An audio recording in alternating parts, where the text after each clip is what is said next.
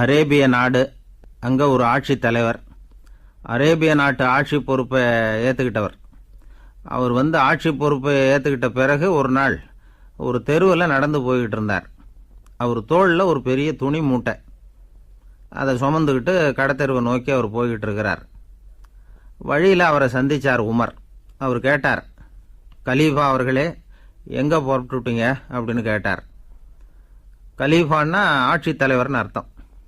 இதுக்கு அவர் சொன்னார், நான் துணி வணிகம் செய்கிறவன், அதனால் துணி வியாபாரம் செய்கிறதுக்காக போயிட்டுருக்கிறேன்னார். நீங்கள் இப்போ இந்த நாட்டுக்கு ஆட்சி தலைவர், ஆட்சி பொறுப்பில் இருக்கிறீங்க. நீங்கள் வியாபாரம் செய்ய போயிட்டால் அரசு பணிகளை செய்கிறது யார் அப்படின்னு கேட்டார் அவர். நான் அரசு பணிகளை மட்டுமே செஞ்சுக்கிட்டு இருந்தா என் குடும்பத்தை காப்பாற்றுறது யார் அப்படின்னு கேட்டார் அவர். இப்படி கேட்டவர் யார் தெரியுமா? அவர் தான் அபூபக்கர், இறை தூதர் முகமது அவர்களுக்கு பிறகு கலீஃபாவாக தேர்ந்தெடுக்கப்பட்டவர். அப்போலாம் ஆட்சி தலைவர்களுக்கு சம்பளம்னு எதுவும் கிடையாது. இந்த பிரச்சனையை எப்படி தீர்க்கிறதுன்னு யோசனை பண்ணார் உமர். அபு உபைதா அவர்கள்கிட்ட அழைச்சிட்டு போனார். அவர் யாருன்னா, அவர் தான் பொது நிதி கருவூலத்தின் பொறுப்பாளர். அவர்கிட்ட பிரச்சனையை சொன்னார். இது மாதிரி ஆட்சி தலைவருக்கு பொது நிதியிலிருந்து ஊதியம் அளிக்க முடியுமான்னு கேட்டார். பொது நிதி விதிகளின்படி அதுக்கு சாத்தியம் இல்லைன்னு சொல்லிவிட்டார் அவர். சரி, வேற ஏதாவது வழி இருக்குதான்னு கேட்டார் உமர். அபு உபைதா கொஞ்சம் யோசனை பண்ணி பார்த்தார். அப்புறமா சொன்னார், மக்காவிலிருந்து மதீனாவுக்கு குடிபெயர்ந்து வந்த அகதிகளுக்கு நிதி உதவி அளிக்கிறதுக்கு விதிகளில் இடம் இருக்கு. அப்படி பார்த்தா அபூபக்கரும் அகதி தானே, அதனால எல்லா அகதிகளுக்கும் கொடுக்கறது மாதிரியே அவருக்கும் ஒரு தொகை அளிக்கலாம்னார். கலீஃபா அபூபக்கருக்கு இந்த அகதி உதவி தொகையைத்தான் கொடுத்துட்டு வந்தாங்களாம். குடும்ப செலவுக்கு அது போதுமானதா இல்லை. இருந்தாலும் கலீஃபாங்கிறதுக்காக மற்ற அகதிகளை விட அதிகமாக தொகையை பெற அவர் விரும்பல. மார்பு பக்கம் கிழிஞ்சிருந்த ஒரு மேலாடையை தான் அவர் அணிஞ்சிருந்தார். அவருடைய துணைவியார் அஸ்மா, அவங்க ஒரு நாள் தேன் அருந்த ஆசையாக இருக்குன்னாங்களாம். நமக்கு கிடைக்கிற ஊதியம் குடும்ப செலவுக்கே போதுமானதா இல்லையே, இந்த நிலையில் தேன் வாங்கிறதுக்கு காசுக்கு நான் எங்கே போவேன்ருக்கார் அவர். கொஞ்ச நாள் கழித்து அவங்க ஒரு தொகையை அவர்கிட்ட கொடுத்து தேன் வாங்கிட்டு வர சொன்னாங்களாம். இவருக்கு ஆச்சரியம், ஏது இந்த பணம்னு கேட்டிருக்காரு. நீங்கள் தினமும் குடும்ப செலவுக்காக கொடுத்துக்கிட்டு வந்த பணத்தில் கொஞ்சம் கொஞ்சமாக மிச்சப்படுத்தி வச்சேன்னாங்களாம். அபூபக்கர் அந்த பணத்தை எடுத்துக்கிட்டு நேராக பொது நிதி கருவூல பொறுப்பாளர்கிட்ட போனார். இந்த பணத்தை பொது நிதியில் சேர்த்துருங்க, இது அதிகப்படியாக எனக்கு தரப்பட்டு வந்த ஊதியம், அடுத்த மாதத்திலேருந்து இந்த தொகையை குறைச்சிங்கன்னு வேற சொல்லிவிட்டாராம். பசியை தணிக்க தேவையான அளவு உணவு, ஒரு ஜோடி உடை, இதை தவிர கூடுதலாக மக்கள் பொது நிதியிலிருந்து வாங்கிக்கிறதுக்கு என் குடும்பத்தாருக்கு உரிமை இல்லை அப்படின்னு சொல்லி கண்டிப்பாக சொல்லிவிட்டாராம். அவர் வாங்கிட்டு வந்த இந்த குறைந்த ஊதியம் கூட அவர் மனசை உறுத்திக்கிட்டே இருந்தது.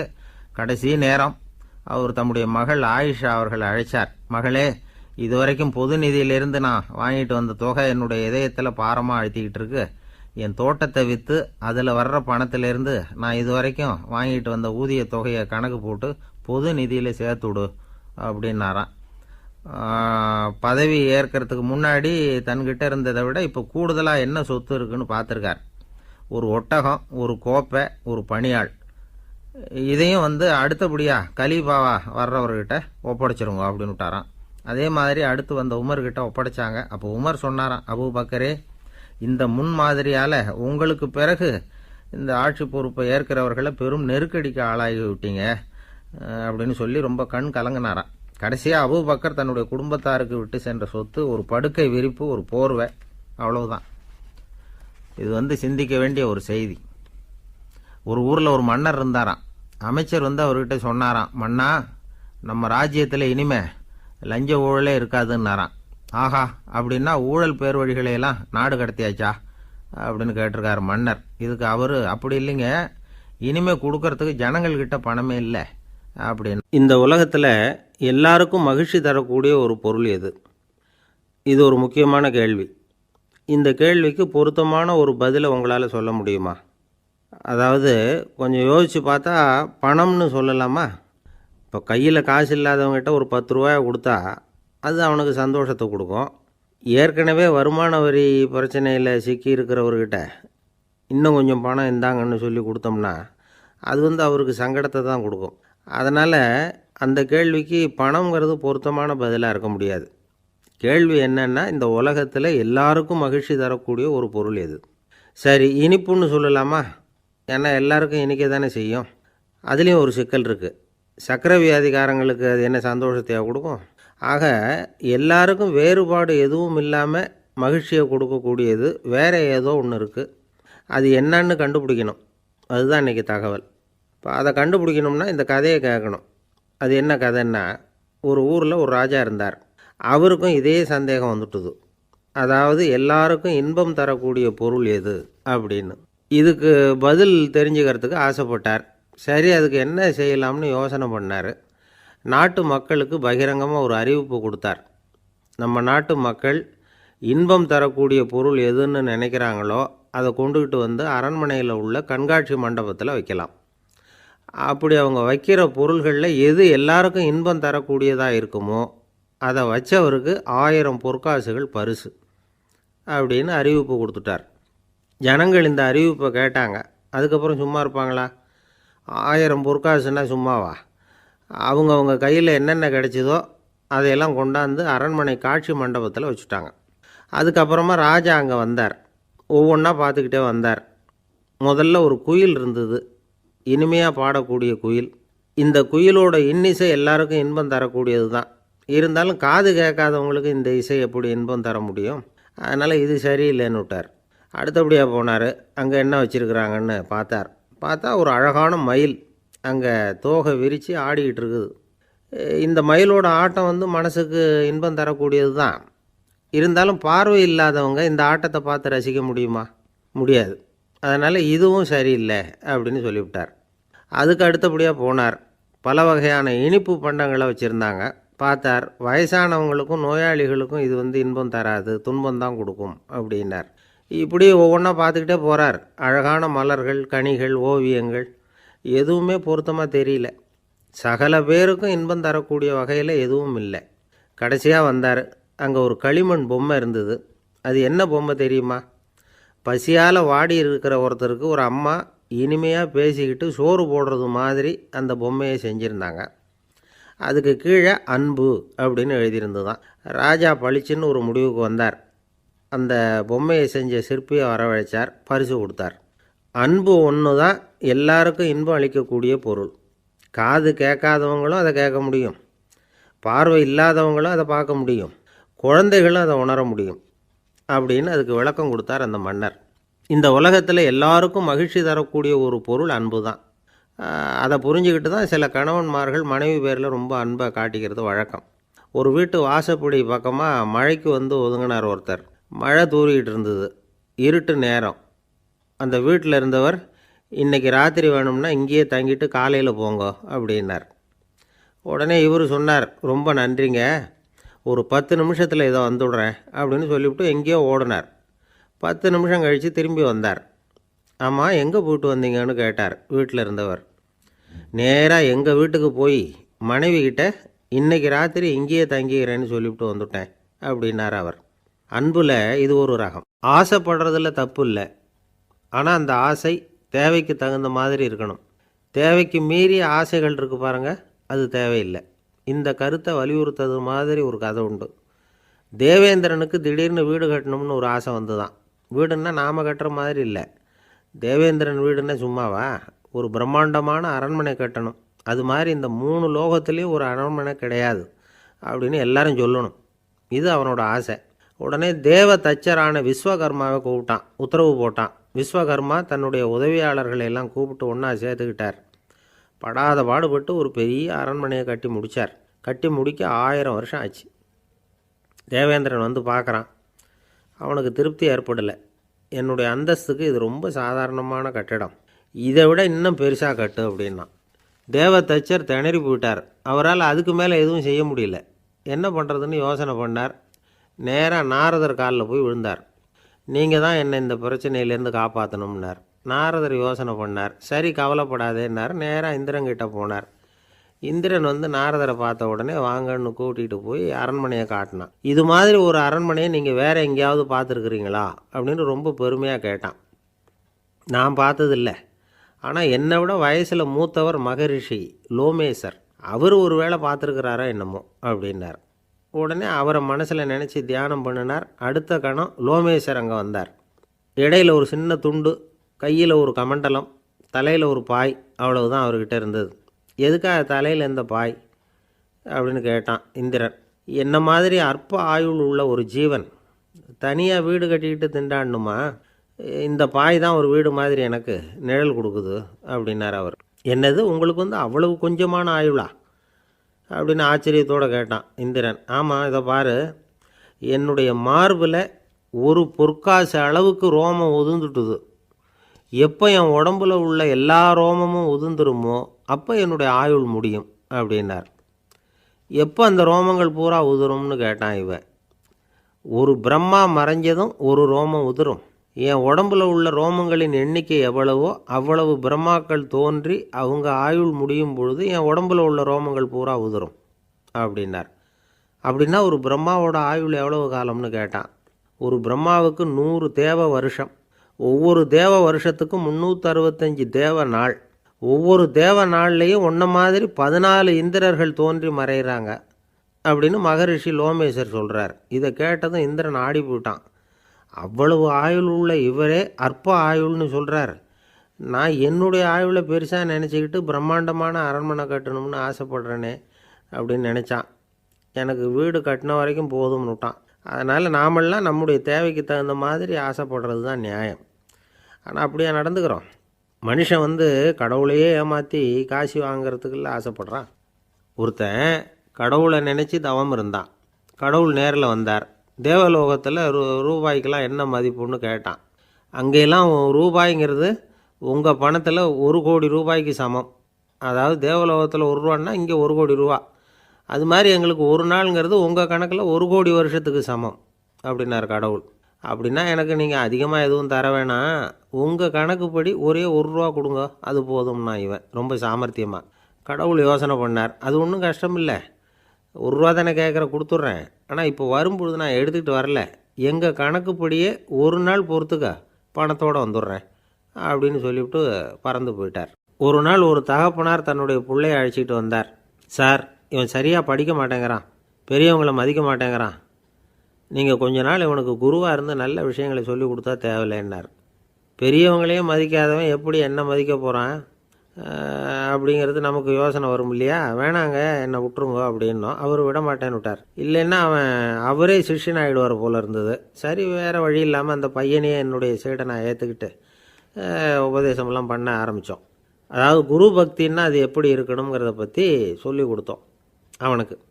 சதமகர் அப்படின்னு ஒரு குரு இருந்தார். அவருக்கு ஒரு சீடர். அவன் பேர் துளசி சைதன்யன், நைஷ்டிக பிரம்மச்சாரி. தன்னுடைய குருவுக்கு எந்த நேரத்தில் எது தேவைங்கிறத புரிஞ்சுக்கிட்டு சேவை செய்கிறவன். ஆனால் இவனை பற்றி மற்ற சீடர்களுக்கு பொறாமை வந்துட்டுது. இவன் மட்டும் இப்படி இருக்கானேன்னு உடனே குருக்கிட்ட போய் கோல் மூட்டினாங்க. அவன் சரியில்லை, அவன் நடந்துக்கிறது சரியில்லை, அப்படி இப்படின்னு எதையாவது சொல்லி. இருந்தாலும் இதையெல்லாம் அந்த குரு நம்பலை. அவருக்கு தெரியும் யார் யார் எப்படின்னு.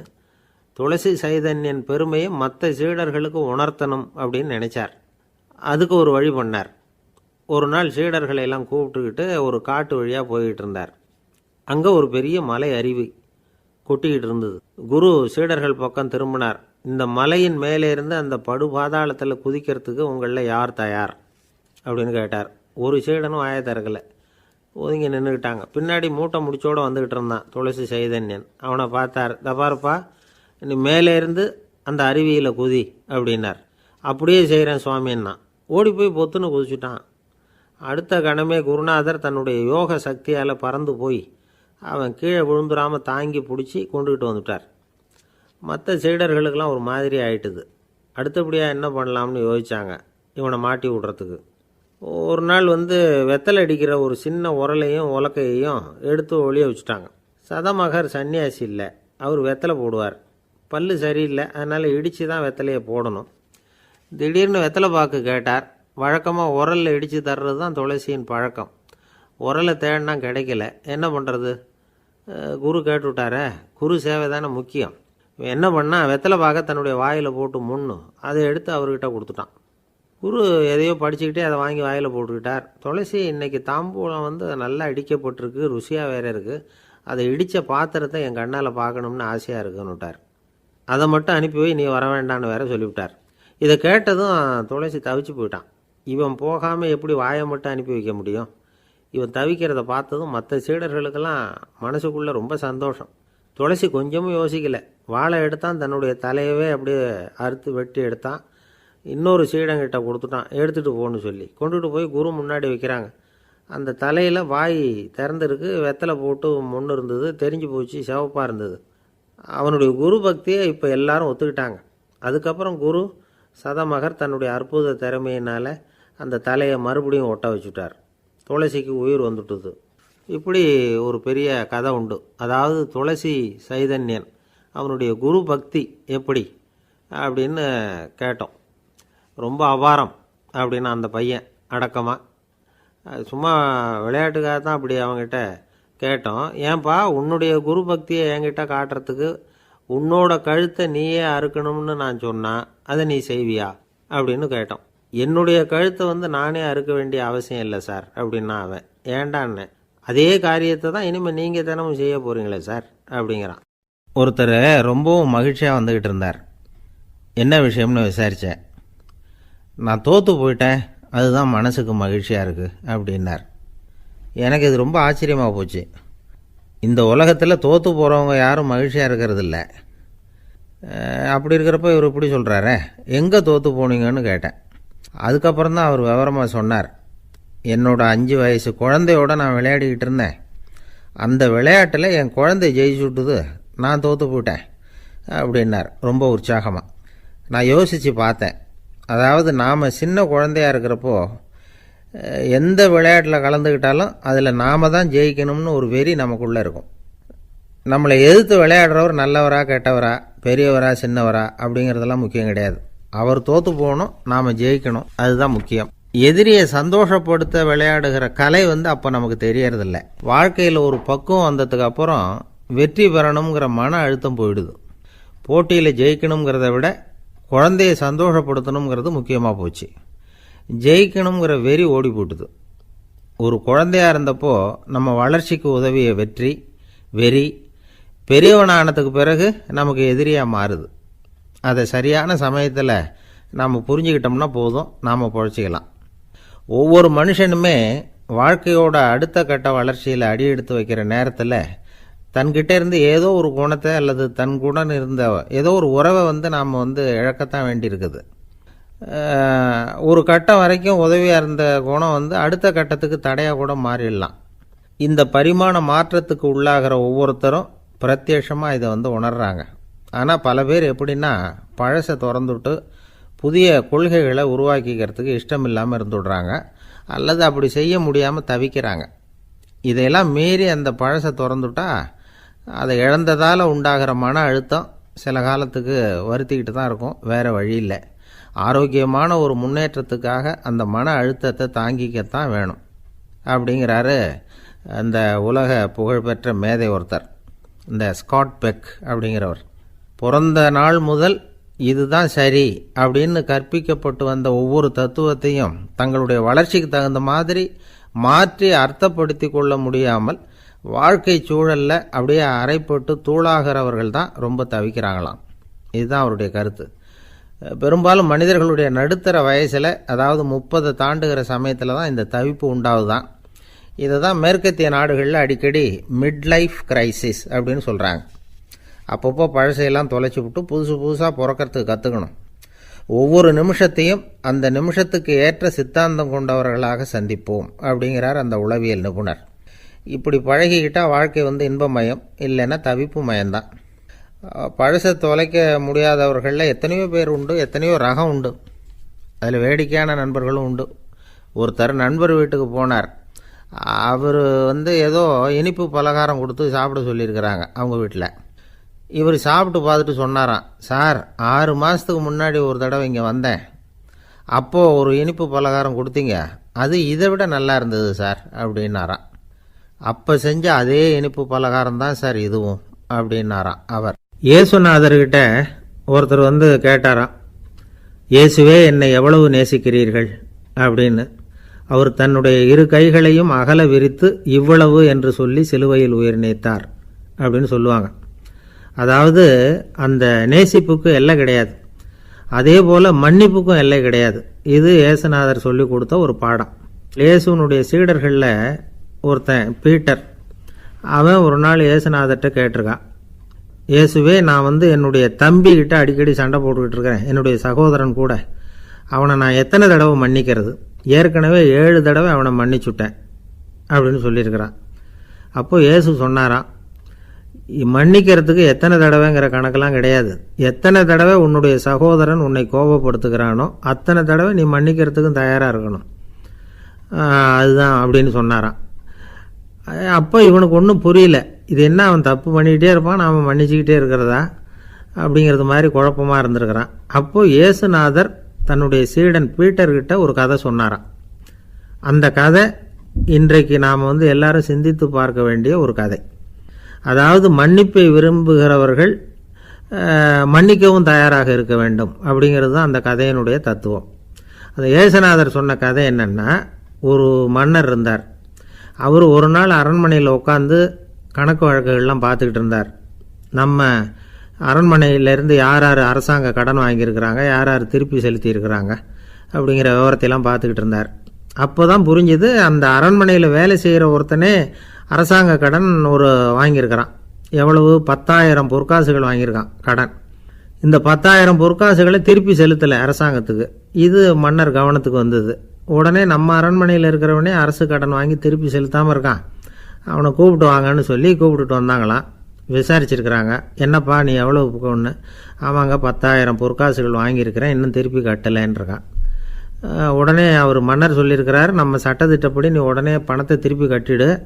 அப்படி உன்னால் கட்ட முடியலன்னா உன்னுடைய வீடு வாசல் சொத்து சுகம் எல்லாத்தையும் விற்று அந்த பணத்தை அரசு கருவூலத்தில் சேர்த்துக்கிறதுக்கு நானே ஏற்பாடு பண்ணிடுறேன் அப்படின்னு அந்த மன்னர் சொன்னாராம். இவன் அப்படியே அதிர்ச்சி ஆகிட்டான், அப்படியே பொத்துன்னு காலில் விழுந்தானா. மன்னா, என்னை மன்னிச்சுங்க, என்னால் முடியல, எனக்கு மன்னிப்பு கொடுங்க அப்படின்ட்டுருக்கான். உடனே அவர் எழுந்திரிச்சு, சரி நீ மன்னிப்பு கேட்டுவிட்ட, அதனால் உன்னை மன்னிக்கிறேன், நீ பணம் கட்ட வேண்டாம் அப்படின்னு சொல்லி அந்த மன்னர் அவனை விட்டுட்டாராம். பணத்தையும் தள்ளுபடி பண்ணிட்டார், நீ திருப்பி கட்ட வேண்டான்னு. இவனுக்கு ரொம்ப மகிழ்ச்சி, அதனால் ரொம்ப உல்லாசமாக வந்துகிட்டு இருக்கிறான். தெருவில் வந்துக்கிட்டு இருக்கிறப்ப இவங்கிட்ட கடன் வாங்கின ஒருத்தன் எதுக்கு வந்துக்கிட்டு இருக்கான். அவன் இவங்கிட்ட ஒரு 100 பொற்காசுகள் கடன் வாங்கியிருக்கான். அவன் வந்தான், இவன் போய் அவன் சாட்டையாக பிடிச்சிக்கிட்டான், நீ எப்படா என் கடனை திருப்பி கொடுக்க போகிறேன்னு. அவன் இப்போ முடியல, கொஞ்சம் பொறுத்துக்கா, அப்புறம் தரேன் இருக்கான். அதெல்லாம் முடியாது, நீ கொடுத்து தான் ஆகணும் அப்படின்னு இவன் புடிவமாக சொல்கிறான். இப்போ நிலைமையை பாருங்கள், இவன் ஏற்கனவே 10,000 பொற்காசுகள் அரசாங்கத்தில் கடன் வாங்கினா அதுக்கு மன்னிச்சு விட்டுட்டார் இவனை. ஆனால் இவன் இன்னொருத்தனை மன்னிக்கிறதுக்கு தயாராக இல்லை. இவங்கிட்ட கடன் வாங்கின இன்னொருத்தன் 10 பொற்காசுகள், அவனை மன்னிக்க தயாராக இல்லை. அவனை கொண்டு போய் நீதிமன்றத்தில் கொண்டு போய் நிறுத்தி தண்டனை வாங்கி கொடுத்துட்டான். நீதிபதி என்ன சொன்னார், அந்த இவன் வாங்கின பொற்காசுகளை திருப்பி கட்டுற வரைக்கும் ஜெயிலில் இருக்கணுங்கிறது தீர்ப்பு. ஆனால் உடனே அரசர் காதில் விழுந்தது. சொல்லிட்டாங்க, உங்ககிட்ட மன்னிப்பு வாங்கிட்டு போனானே ஒருத்தன், அவன் இன்னொருத்தனை மன்னிக்கிறதுக்கு தயாராக இல்லை, அவனை கொண்டு போய் ஜெயிலில் அடைச்சிட்டான் அப்படின்னு. உடனே மன்னர் பார்த்தார், இவனை மறுபடியும் கூப்பிட்டு வர சொன்னார். தபரப்பா, நான் உன்னை மன்னிச்சு விட்டேன், ஆனால் நீ இன்னொருத்தனை மன்னிக்கிறதுக்கு தயாராக இல்லை, அதனால் என்னுடைய தீர்ப்பையும் மாத்துறேன், நீயும் அரசு கடன் தீர்ற வரைக்கும் ஜெயிலில் தான் இருக்கணும் அப்படின்னு சொல்லி ஜெயிலுக்கு அனுப்பிச்சிட்டாராம். இப்படி ஒரு கதையை இயேசுநாதர் தன்னுடைய சீடருக்கு சொன்னதாக ஒரு வரலாறு. அது என்ன, அதிலேருந்து நாம் புரிந்து கொள்ள வேண்டியதுன்னா, நாம் மன்னிக்கப்படணும்னு நாம் விரும்புகிறோம்னா நாம் இன்னொருத்தரை மன்னிக்கிறதுக்கு தயாராக இருக்கணும். அதனால் நாம் இன்னொருத்தரை யாரையும் மன்னிக்க மாட்டோம், ஆனால் என்ன இன்னொருத்தர் மன்னிக்கணும் அப்படிங்கிறது மாதிரி செய்யக்கூடாதுன்னு சொல்லுவாங்க. அது மாதிரி நாம் இப்போ இது தப்பாக புரிஞ்சுக்கிறவங்களும் இருக்கிறாங்க. பாவம் மன்னிப்புங்கிறதுலாம் எதுக்குன்னா, அதாவது மறுபடியும் பாவம் செய்யாமல் இருக்கிறதுக்காக தான். அதான் மன்னிக்கிறாரே அப்படிங்கிறதுக்காக மறுபடியும் பாவம் பண்ணிகிட்டு இருக்கிறது இல்லை. அதான் ஒருத்தர் கேட்டாராம், பாவத்திலேருந்து மன்னிப்பு கிடைக்கணும்னா நீ என்ன செய்யணும் அப்படின்னு கேட்டிருக்கார். அதுக்கு அவன் சொல்லியிருக்கிறான், நான் முதல்ல பாவம் செய்யணும், அப்போ தானே மன்னிப்பு கிடைக்கும் அப்படின்னு நானாம். இப்படிப்பட்டவர்கள் தான் இன்றைக்கி உலகத்தில் அதிகமாக இருக்கிறாங்க. அதனால் இந்த மன்னிப்பின் மகத்துவங்கிறது இயேசுநாதர்கிட்டேருந்து தான் நாம் புரிஞ்சுக்கணும். அந்த இயேசு சொன்ன அந்த மன்னிக்கிற மனோபாவம் இருந்தால் இன்றைக்கி உலகம் பூராவும் அமைதி பூங்காவாக இருக்கும். அதில் ஒன்றும் ஆச்சரியமே இல்லை, அதில் ஒன்றும் சந்தேகமும் இல்லை. அதனால் மன்னிக்கிற மனோபாவத்தை நாம் எல்லாரும் நமக்குள்ளே வளர்த்து கொள்ள வேண்டும் அப்படிங்கிறது தான் நாம் இன்றைக்கு எல்லோரும் சிந்தித்து பார்க்க வேண்டிய ஒரு செய்தி. ஒரு வயசான அம்மா தெரு வழியாக போயிட்டு இருந்தாங்க. அவங்க கையில் எண்ணத்தையோ வச்சுக்கிட்டு அதை அடிக்கடி பார்த்துக்கிட்டே இருந்தாங்க. ஒருத்தன் மெதுவாக அவங்கக்கிட்ட போய் கையில் இருக்கிறது என்ன அப்படின்னு எட்டி பார்த்தா அவங்க கையில் 4 பல்லு இருந்துதான். இவன் ஆச்சரியமாக அந்த அம்மாவை பார்த்தான். ஏம்மா உனக்கு என்ன பைத்தியமா, ஏது இந்த பல்லு, இதை என்னத்துக்காக கையில் வச்சுக்கிட்டு அலைஞ்சிக்கிட்டு இருக்கிற அப்படின்னு கேட்டிருக்கான். அதுக்கு அந்த அம்மா விவரம் சொல்ல ஆரம்பித்தாங்களாம். இதை பாருப்பா, எனக்கு ஒரு மகன் இருந்தான், அவனை ரொம்ப செல்லமாக வளர்த்தேன். அவனை தரையிலே நடக்க விடுறதில்ல, எப்பவும் தூக்கி வச்சுக்கிட்டு இருப்பேன். அவன் நல்லா பெரியவனாகி பள்ளிக்கூடம் போகிறப்ப கூட அவன் புஸ்தக மூட்டையை நான் தான் சுமந்துக்கிட்டு போவேன். பார்க்குறவங்க கூட கேலி பண்ணுவாங்க, ஏம்மா படிக்க போகிறது நீயா உன் பிள்ளையான்னு கேட்பாங்க. அவன் இன்றைக்கி எவ்வளோ பெரிய மனுஷன் ஆகிட்டான், வெளிநாட்டில் பெரிய உத்தியோகத்தில் இருக்கான். சமீபத்தில் இங்கே வந்துட்டு போனான். ஒரு நாள் ஏதோ கோபத்தில் என்ன அரைஞ்சுட்டான். அப்போ இந்த 4 பல்லும் கீழே விழுந்துட்டுது. இன்னமும் கூட விழுந்திருக்கும், ஆனால் பல்லு தான் இல்லை. என் புள்ள அரைஞ்சதுனால விழுந்த பல்லு இல்லையா அது, அதனால் இதை எப்பவும் என் கையிலே வச்சுக்கிட்டு ஆசையோடு பார்த்துக்கிட்டு இருக்கிறேன். அவன் தான் வெளிநாட்டுக்கு போட்டான், அவனை பார்க்க முடியாத ஏக்கத்தை நான் இந்த பல்லை பார்த்து போக்கிக்கிறேன் அப்படின்னு நாங்களாம் அந்த அம்மா. இந்த கதை எதுக்காகன்னா, தாய் அன்பு அப்படிங்கிறது எப்படிப்பட்டதுங்கிறத புரிஞ்சுக்கிறதுக்காக. கல்யாணம் ஆனதுக்கப்புறம் தாயை மறந்து விட்றவங்க எத்தனை பேர் இந்த உலகத்தில், அவங்க காதில் வேணுங்கிறதுக்காக தான் இந்த தகவல். ஆனால் ஒரு விஷயம் மட்டும் நல்லா புரிஞ்சுக்கணும், தாயை மதிக்க தெரிஞ்சவங்க தான் இன்றைக்கி வாழ்க்கையில் எல்லா விதத்துலேயும் முன்னுக்கு வந்திருக்கிறாங்க. வேணும்னா விசாரித்து பார்த்துக்குங்க. இன்னொரு அம்மா இருந்தாங்க, அவங்க தினமும் ஒரு கோயிலுக்கு வருவாங்க. சாமியை பார்த்து, கடவுளே நான் இறந்து போனால் நரகத்துக்கு போகணும் அப்படின்னு வேண்டிக்குவாங்களாம். எல்லோரும் சொர்க்கத்துக்கு போகணும்னு தானே கடவுள்கிட்ட வேண்டிக்குவாங்க. இந்த அம்மா தினம் நான் நரகத்துக்கு போகணும் அப்படின்னு வேண்டிக்கிறாங்க. அங்கேருந்து அர்ச்சகருக்கு இது சந்தேகம். ஒரு நாள் அதை நேரடியாகவே அவங்கக்கிட்ட கேட்டுவிட்டார். அதுக்கு அந்த அம்மா பதில் சொன்னாங்களாம், ஐயா எனக்கு கல்யாணம் ஆகி ரொம்ப நாள் வரைக்கும் குழந்தை பாக்கியம் இல்லாமல் இருந்தது. கோயில் குளம் எல்லாம் சுற்றி வந்தேன். ரொம்ப நாள் கழித்து ஒரு குழந்தை பிறந்தது, ஆண் குழந்தை. அவனை நான் ரொம்ப செல்லம் கொடுத்து வளர்த்தேன். அதோட விளைவு என்ன ஆச்சுன்னா, அவன் ரொம்ப மோசமாக ஆகிட்டான். கெட்ட பழக்க வழக்கம்லாம் கற்றுக்கிட்டான். அவன் இறந்து போனால் நிச்சயம் அவனுக்கு நரகம்தான் கிடைக்கும்.